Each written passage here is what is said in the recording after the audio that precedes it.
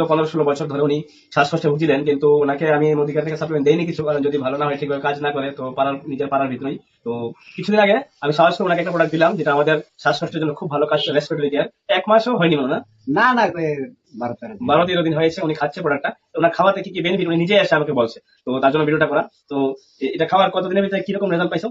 তো পরশু দিন থেকে আমি একটা যাইতে পারি, হাইটটা যাওয়া ব্যায়াম করে করে থাকি আর কি। আগে অসুবিধা হইতো? আগে অসুবিধা হইতো, আগে তো হিসাব করে কাজ দেওয়া লাগতো, তখন হিসাব করে লাগে না। আচ্ছা, তখন আমি কাজ মানে বেতন হাঁটতে পারো? ব্যায়াম করে করে যাই। শ্বাসকষ্ট হয় না? এখন আর ইনহেলার যে লাগতো, এটা এখন কম, এটা আগে একটা ইনহেলার আনলে কতদিন যাইতো? 7 দিন 8 দিন, আর ওখানে এটা মানে 12 দিন 12.5 দিন। মানে এটা লোয়ানের পরের থেকে 12-13 দিনের ভিতরে 12-13 দিন গেছে। আগে একটা ইনহেলার ওনার 7 দিনের ভিতরে শেষ হয়ে যেত, কিন্তু এই প্রোডাক্টটা শুরু করার পর থেকে ইনহেলারটাও কমে গেছে আস্তে আস্তে। একটা ইনহেলার নাকি 12-13 দিন গিয়েছে ওনার, ঠিক তো? প্রোডাক্টটা ইউজ করে তোমার ভালো লাগছে তো? এলে কিন্তু কইলাম তো দিলে আমরা দেও, আমি 6 মাস কাম হইলাম। উনি আমাকে আরেকটা অর্ডার করেছেন এই প্রোডাক্টটা দেওয়ার জন্য, তো থ্যাংক ইউ। আচ্ছা।